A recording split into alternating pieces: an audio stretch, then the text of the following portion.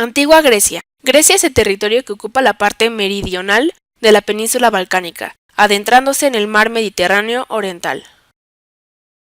Contexto histórico. Las primeras civilizaciones en aparecer en Grecia fueron la civilización minoica en Creta y la civilización micénica durante el conocido periodo de la Edad del Bronce, desde el año de 1700 a.C. hasta la caída de la civilización micénica en el año 1100 a.C. Después del declive de la civilización micénica da al lugar la Edad Oscura, debido a que en ese periodo refleja la decadencia económica y social de Grecia. Esta etapa termina en el siglo VIII a.C.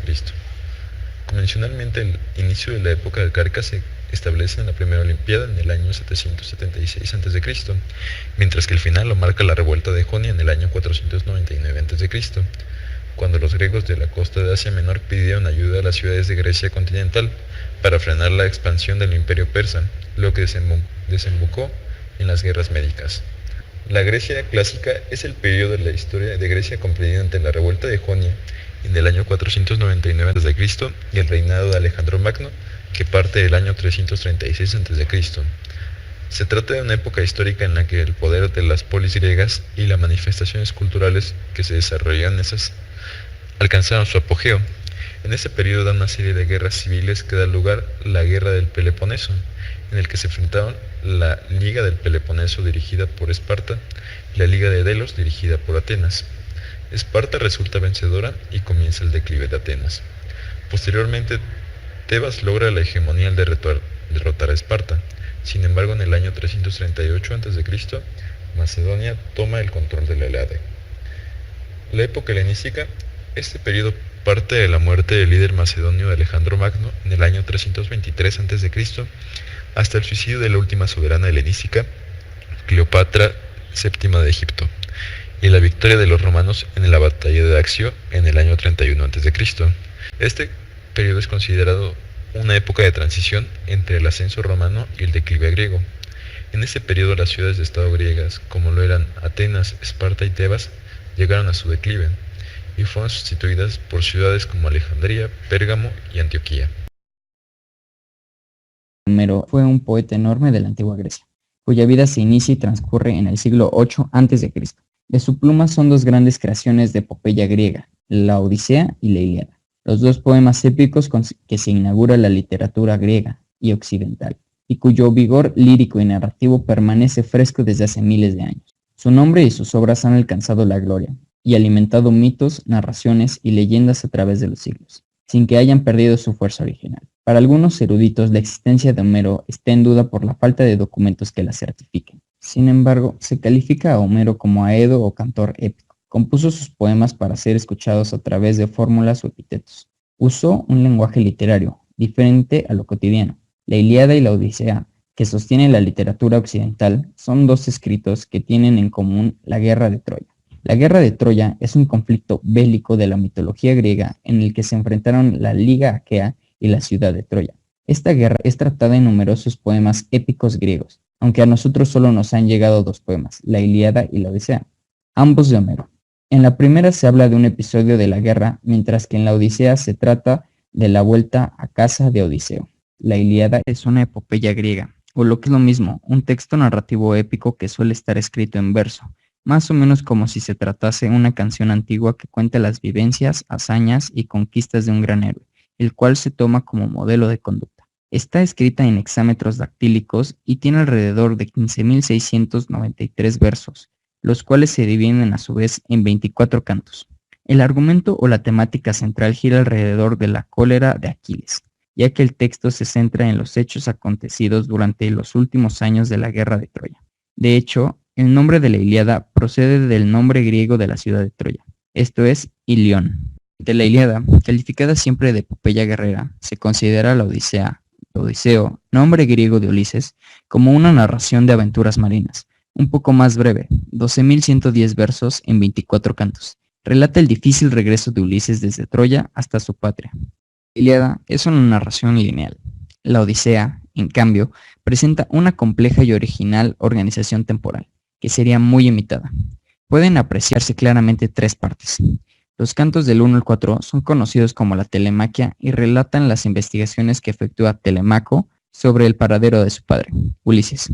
Asimismo, se presenta la situación de Penélope, la fiel esposa de Ulises, aseída por los pretendientes que pretenden casarse con ella para apoderarse del reino.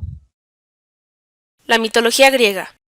Por mitología griega se entiende todo el conjunto de mitos y leyendas que pertenecen a los antiguos griegos, en las que se habla de sus dioses y héroes, su naturaleza en el mundo y sus orígenes, además del significado de sus cultos y rituales.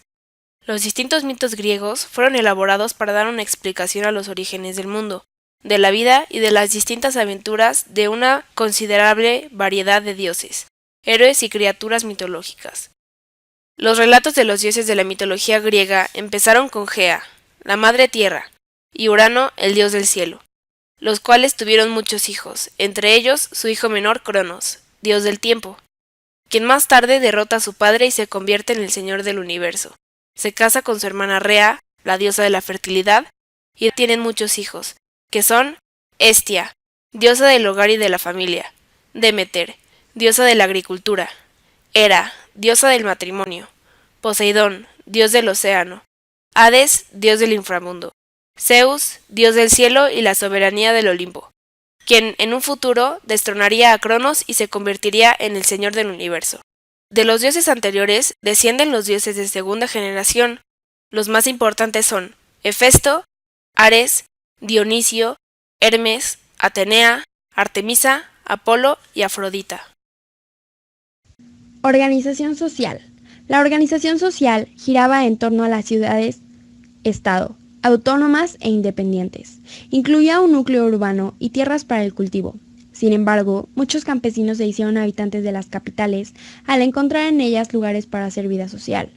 La ciudad no solo era un espacio físico, sino que la formaban sus ciudadanos, con un arraigado sentimiento de pertenencia, y aún así interactuaban con otros centros urbanos para realizar actividades comerciales, marítimas o competencias deportivas.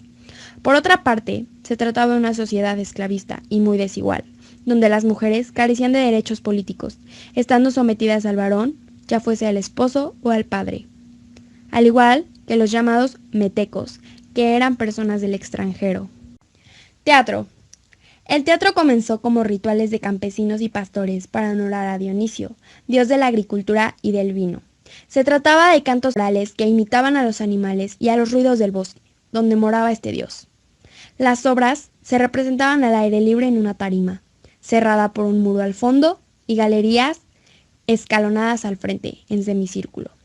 El Estado griego proveía alimento para los miles de asistentes, pues las representaciones duraban todo el día, y pagaba la admisión de los ciudadanos que no contaban con recursos. A partir de estas fiestas surge la tragedia y la comedia, del teatro clásico, cultura teatral de la antigua Grecia. Características. Solamente actuaban hombres, los que solían llevar una máscara, peluca y túnica en colores vivos para los personajes principales, en color negro para los personajes tristes y en colores neutros para la gente del pueblo. Algunos actores calzaban zuecos para simbolizar la superioridad de los otros personajes en la obra. El coro estaba compuesto hasta por 50 hombres, pero Sófocles estableció su número en 15. La tragedia griega se caracteriza por dos formas expresivas, una dionisíaca, relacionada con la música y la embriaguez, y la otra caracterizada por la contención y la mesura. Revela problemas del mundo griego y su acción se sitúa en el cruce de dos mundos, el mundo heroico, del género héroe homérico, y el mundo guerrero, ciudadano o la polis, la comunidad mayor en la Grecia antigua.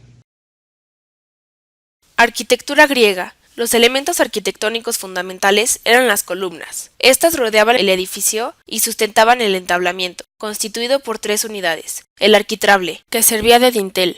El friso, dispuesto sobre el arquitrable, y frecuentemente decorado con relieves. Y finalmente la cornisa. El frontón es una sección triangular decorada con esculturas. Las columnas se componían de varios elementos: base, fuste y capitel. Los griegos valoraban especialmente la proporción y la armonía de sus edificios. Según el tipo de columna y la relación entre los elementos arquitectónicos, se pueden distinguir tres tipos de órdenes o estilos: el dórico, el más antiguo y sobrio; el jónico y el corintio, el más moderno y decorado. Las órdenes griegas fueron asimiladas por los romanos y muy utilizados en la arquitectura renacentista.